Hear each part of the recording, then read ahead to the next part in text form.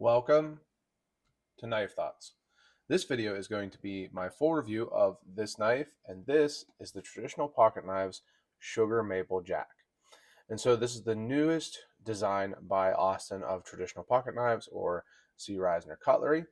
And it's one that I was interested in checking out because, first of all, I just always enjoy checking out Austin's designs. I think it's great that he's bringing a lot of his own designs to the market, and really, keeping the ball rolling with the interest in slip joints and traditional knives.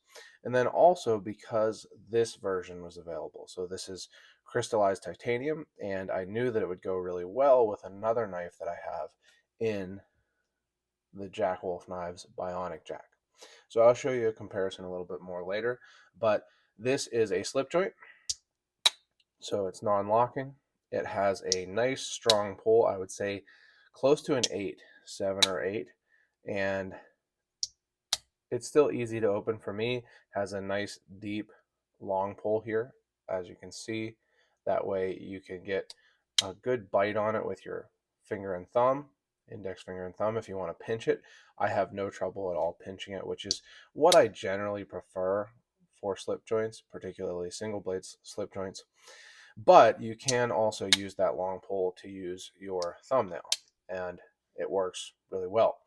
So those are always really done well on Austin's knives, and it is well centered. You see that it does have a stop pin, so you don't have to worry about blade wrap.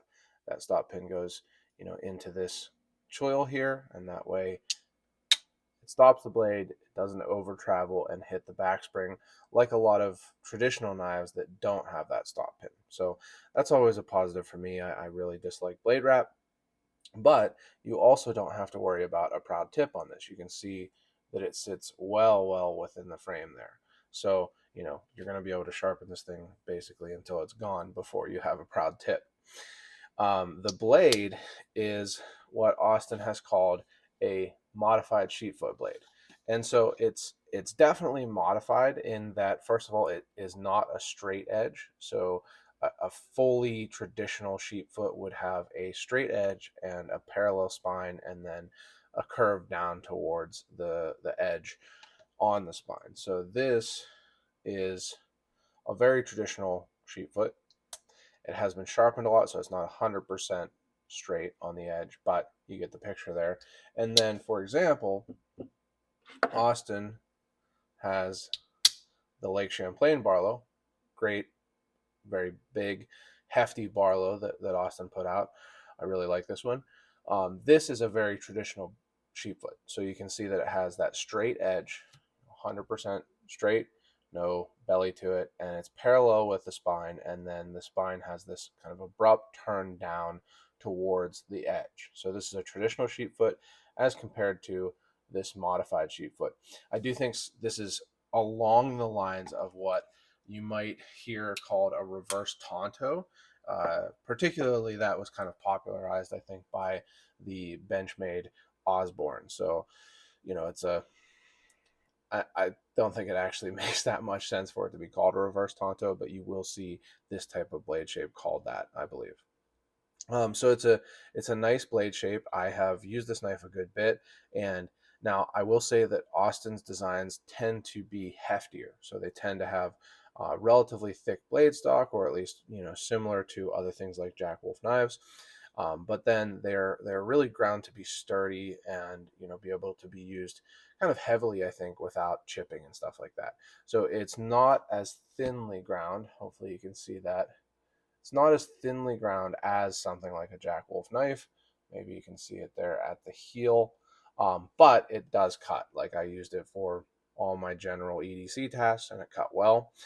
But again, it's not necessarily the world's sliciest grind, and you can see it also is a saber grind, so it doesn't go the whole way up because of that long pull. So it's a very sturdy feeling knife in general. I would say that goes for the handles also.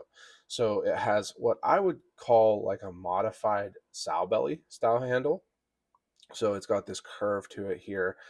It's not an S curve. It does just kind of curve, but it doesn't really fall exactly into any traditional category, I don't think, because it does have this kind of hump here and then a little bit of a squared end. So it's just a unique design from Austin. But I think it mostly reminds me of a sow belly. The handles here are, the bolsters, I should say, are integral steel. So they're not titanium. They are steel, but they're integral to the liner. So that's kind of a cool thing. I think it's just an interesting feature. And then again, you have titanium on this version. Now there were several other versions that Austin put out, but this one is this crystallized titanium, which is a really cool looking material. It is just titanium. This kind of effect, aside from the purple, is not just a finish. It is actually the titanium, the structure, the crystal structure. So it's pretty cool. It's pretty unique, and I think it gives it kind of a bright look that I enjoy in knives. There's a lot of black knives out there, and OD green and tan, flat dark earth and everything. Those are cool. I have lots of knives in those type colors, but I do like to have some pop of color on my knives. So I do like this. Now, an interesting thing I mentioned earlier, the Bionic Jack from Jack Wolf Knives. This was actually a Knife Center exclusive. Got to check this one out and have really enjoyed it. I did also, I just wanted to show this off real quick. I did decide finally to Tontoize this knife. I have thought since actually the Cyborg Jack came out that it would be really cool to have a clipped Tonto rather than what this was originally, a kind of a really abrupt bellied clip point. And actually, a lot of my knives got soaked in water from my dishwasher and got rusty, so I had to clean them off and decided to take the opportunity to Tontoize this.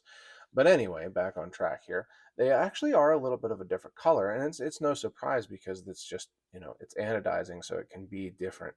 You can see that the Jack Wolf knives here is a little darker than this. This, when you put them next to each other, I would say that the Sugar Maple Jack almost looks more pinkish than purplish. I'm not sure how it's coming through exactly in the camera. I'll try to get it close to reality, but in reality here, it does look a little closer to pink when you hold it next to this, which this is like a blurple. It's like bluish purple.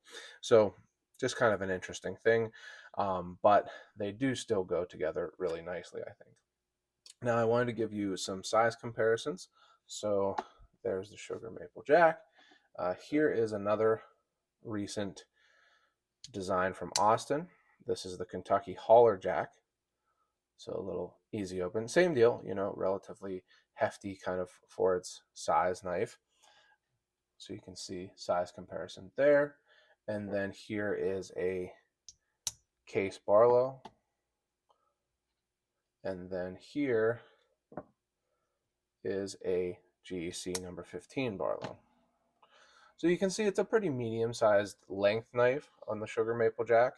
It's not super long, but it is pretty hefty, like I say. So I think, if you want a knife that you can carry and use pretty easily, but also without worrying about it, it's a great option.